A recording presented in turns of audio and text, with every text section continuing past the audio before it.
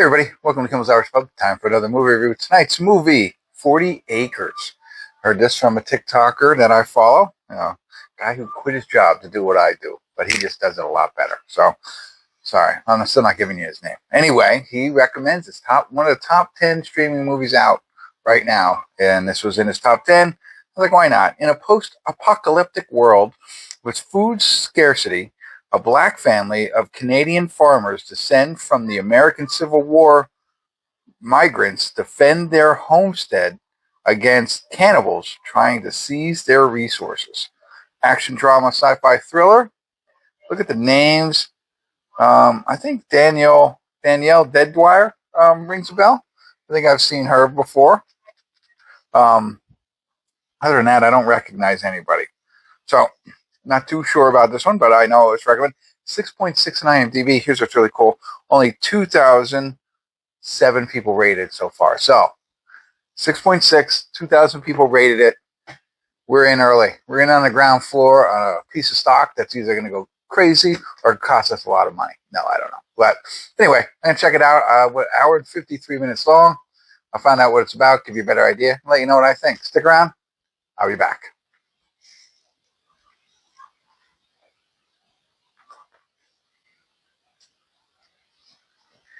Hey everybody, we're at the credits of 40 Acres, and a great movie. It was my connection was right. So this one's definitely worth watching if you like certain aspects of movies. This is, as I mentioned, a post-apocalyptic type movie. The world's gone, to shreds, whatever. And the most important thing now is farmable land, right? So that's the big piece. And there's this family that is called the Freemans. And there is one gripe I have to share in a minute, but they have this farm where they've raised their kids and they, grow corn, all that kind of stuff. But they've kind of secluded themselves from the outside world, and they don't like talking to strangers. They don't trust anybody. And it's all because of the mother of the family. She's ex-military and has very little trust in a lot of different people. They have a radio that they communicate with, which she doesn't really talk all that much on it. There's one person she kind of communicates with, so on and so forth. Well, what happens is, as you can imagine, people start to, try and invade what they have there and take from what they've put together. The opening scene's awesome. It's gives you an idea of what this family is capable of, and fun. And then they dive in and they give you a lot more to develop the storyline and the characters, so that you care for them in this movie, which is great. I always love that. And then they set you up with the plot line of an outsider coming in where the mother definitely doesn't want the outsider, and what's this all about. As I mentioned to you in the beginning, cannibals are coming in and trying to infiltrate and take down other camps. So it kind of like the vibe, if you will, is it's really like a Walking Dead kind of movie. No zombies. There's not zombies in this. There obviously is something that took out a lot of the population, but they don't come raising back the dead. But it's got that when the Walking Dead clash with other, whatever the other groups were called. I forget all their names, right? But when that would happen, that's what this like. So, they're trying to fight to survive, live on their own, but also have to battle bad people who are trying to take things from them. So it's got that. It gets in the third act, if you will, it really gets pretty intense and a little graphic. It wasn't that way throughout. It just starts out like as they start going into the third act of all this, and it's like, wow. And so it gets a little brutal.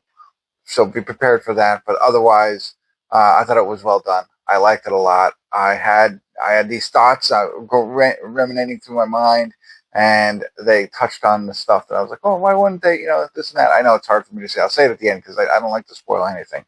But it's definitely worth a watch.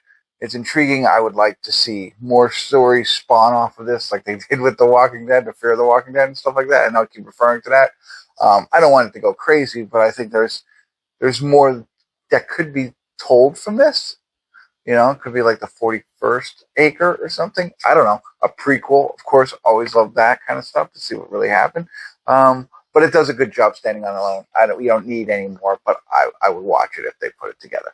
So my one gripe, before I get into the spoiler piece, my one gripe is they were the Freemans, right? Well, another family, a farming family, which is close, were called the Flemings. Like, why would you name the families that similar? Because I was confused the whole time.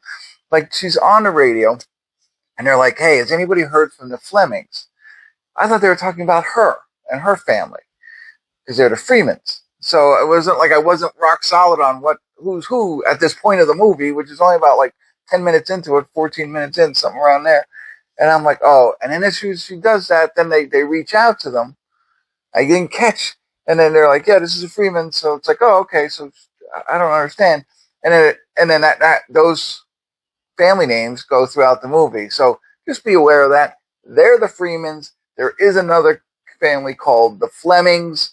So when you have that in your head and you're not as, goofy as I am, that I mixed them up and caused a little confusion and tried to figure it out. If you have that, I think you'll enjoy this film just a smidge better than I did, but still worth the watch. That was my only gripe. Like, no, let's make them the Reeds or something like that. I don't know where I came up with that one, but that's what I got for you. The one spoiler alert, not a spoiler, but you know how prepared this family is. And my thought process was when they're getting attacked, don't they have something that, you know what I mean? Like I envision like a moat, like a fake moat that you can light it on fire and so nobody can come and get them. Like that, things like that. Like, do they have a fail-safe type plan if they were to get attacked? And that was one thing that I was like, oh, okay. They kind of do. So it's not a moat, but that's what I was thinking I would probably have done, is some secret kind of moat that you could, whatever. So there you go. That's what I got. Definitely worth the watch. If you like those types of movies, I would strongly recommend it. I didn't know anybody in it. Like I said, that one person's name, I don't think I know her, which made it even so much better. So there you go. That's what I got. Hopefully that was helpful. Check it out. Let me know what you think. Thanks for tuning in. Kimmel's Irish Pub.